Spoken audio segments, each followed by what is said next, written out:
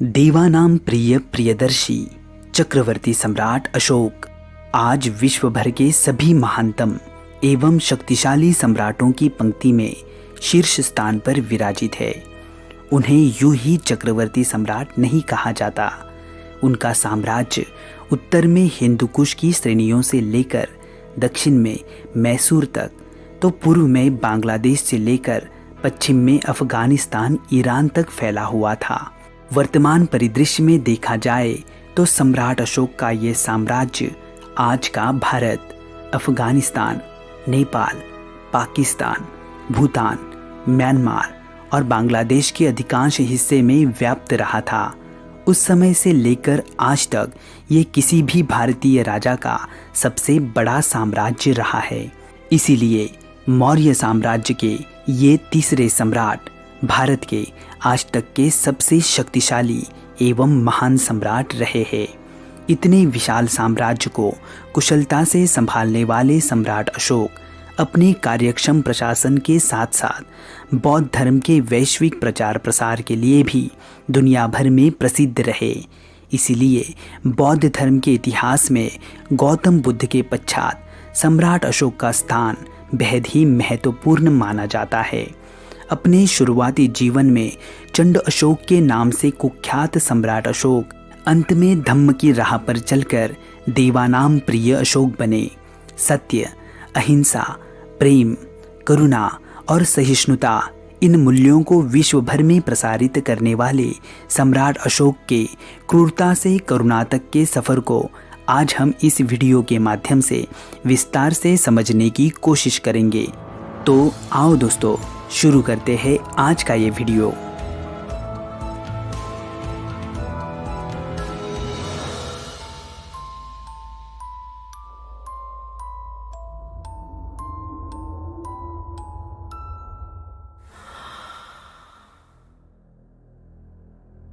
सम्राट बिंदुसार और रानी धर्मा के पुत्र अशोक का जन्म 304 ईसा पूर्व में पाटलिपुत्र में हुआ।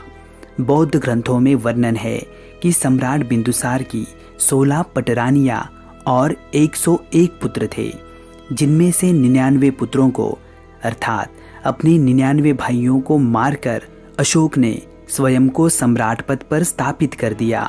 बौद्ध ग्रंथों में बताई गई इस बात के ऐतिहासिक प्रमाण तो नहीं है, लेकिन एक बात तो स्पष्ट है कि 273 ईसा पूर्व में जब सम्राट बिंदुसार की मृत्यु हुई तब उनके ज्येष्ठ पुत्र सुसीम सम्राट नहीं बने और अशोक को भी सम्राट बनने के लिए 4 सालों का लंबा समय लगा।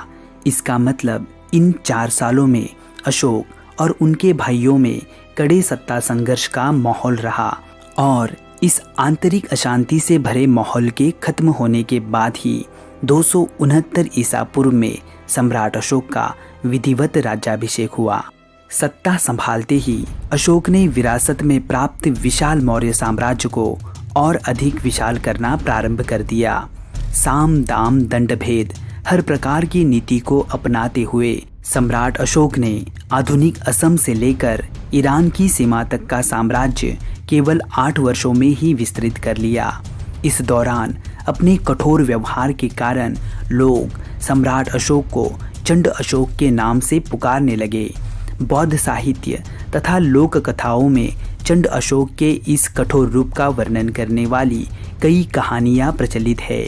भारत समेत पश्चिमोत्तर प्रदेश के बहुतांश भूभाग पर अधिकार करने के पश्चात सम्राट अशोक अब दक्षिण में कलिंग की तरफ बढ़े। आज के ओडिशा, छत्तीसगढ़ और झारखंड में फैला कलिंग उस वक्त का एक महत्वपूर्ण राज्य था। उत्तर से दक्षिण की तरफ जाने वाली थल तथा जलमार्गों पर उसका विशेष रूप से नियंत्रण था। इसीलिए कलिंग को जीतना मौर्य साम्राज्य के लिए बेहद ही आवश्यक था। सम्राट अशोक के 13वें अभिलेख से हमें ये पता चलता है कि राज्याभिषेक के 8 वर्ष पश्चात ही मगध और कलिंग के बीच युद्ध प्रारंभ हुआ। 261 ईसा पूर्व के आसपास सम्राट अशोक ने कलिंग के सेनापति कलिंगराज को आत्मसमर्पण कर मौर्य साम्राज्य में विलीन होने का आदेश दिया, लेकिन कलिंगराज ने अशोक के आदेश को ठुकरा दिया और परिणाम स्वरूप युद्ध प्रारंभ हुआ। अपनी आज़ादी और अस्तित्व की इस लड़ाई में कलिंग की सेना समेत आम जनता ने भी हिस्सा लिया और मौर्य सेना को कड़ी टक्कर दी। लेकिन विशाल मौर्य सेना और अशोक के दांवपेच के सामने कलिंग का पक्ष कमजोर पड़ने लगा। अंततः सम्राट अशोक के आदेश से मौर्य सेना ने बड़ी बेरहमी से युद्ध भूमि पर कत्ले आम मचा दिया।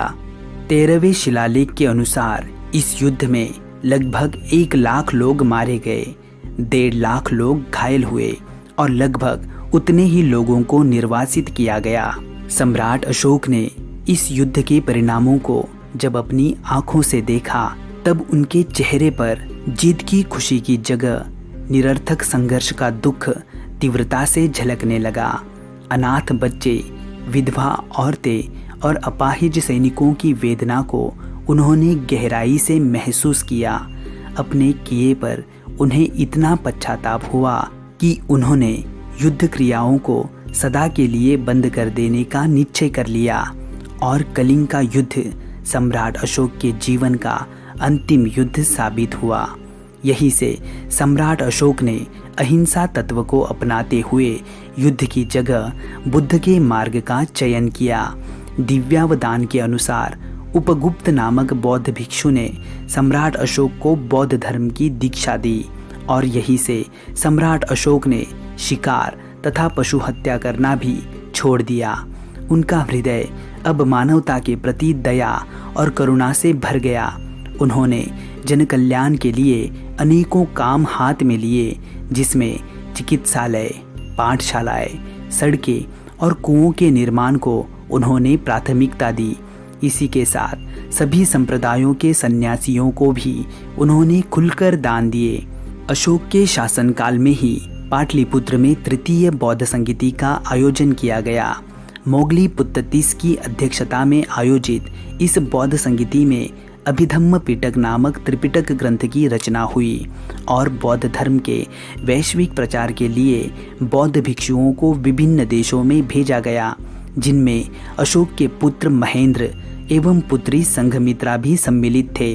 महेंद्र ने श्रीलंका के राजा तिस्स को बौद्ध धर्म की दीक्षा दी और बौद्ध धर्म श्रीलंका का राजधर्म बन गया। स्वयं सम्राट अशोक ने भी धर्म यात्राओं के माध्यम से धम्म का प्रचार किया। उन्होंने अपने अभिषेक के 10वें वर्ष बौद्ध गया की यात्रा की तो अपने अभिषेक के 20वें वर्ष लुम्बिनी ग्राम की यात्रा की। इसी के साथ विभिन्न धार्मिक संप्रदायों के बीच बढ़ रहे द्वेष भाव को मिटाकर धर्म की एकता स्थापित करने के लिए उन्होंने अपने अभिषेक के 13वें वर्ष धर्म महापात्र नामक पदाधिकारियों का एक वर्ग बनाया। बौद्ध धर्म के प्रचार प्रसार के क्रम में सम्राट अशोक ने आगे अनेकों शिलाभिलेखों को उत्कीर्ण करवाया, जिनके माध्यम से सम्राट अशोक ने अपने अत्यंत मानवीय विचारों को तथा जीवन के आदर्शों को विश्व भर में पहुंचाने का कार्य किया। उन्होंने अपने 37 वर्ष के शासनकाल में लगभग 40 अभिलेखों का निर्माण करवाया, जिन्हें ब्राह्मी, खरोष्टी तथा आर्मेयिक ग्रीक लिपियों में लिपिबद्ध किया गया है।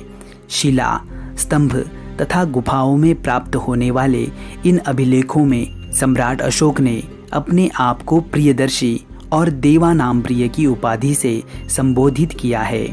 आधुनिक बांग्लादेश, भारत, अफगानिस्तान, पाकिस्तान और नेपाल में जगह जगह पर मिलने वाले इन अभिलेखों को शिलालेख, स्तंभालेख और गुहालेख ऐसे 3 भागों में विभाजित किया जाता है।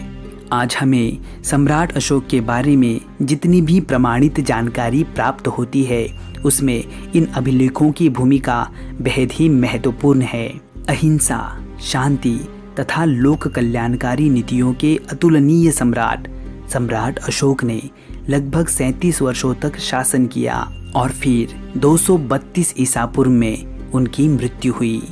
आज उनकी मृत्यु के 2300 साल पश्चात भी हम उनकी महानता का सदैव स्मरण करते हैं। भारत की राजमुद्रा और राष्ट्रध्वज के मध्य में स्थित चक्र सम्राट अशोक के सारनाथ स्तंभ से ही लिए गए हैं। तो दोस्तों, आपको ये जानकारी कैसी लगी?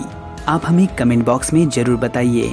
वीडियो को लाइक करके अपने दोस्तों में शेयर कीजिए और चैनल को सब्सक्राइब करके बेल आइकन को ऑल नोटिफिकेशंस पर सेट कीजिए ताकि हमारे अगली वीडियो की नोटिफिकेशंस आपको तुरंत प्राप्त हो। तो चलो दोस्तों, मिलते हैं अगली किसी वीडियो में। तब तक के लिए आप अपना ख्याल रखना। जय हिंद।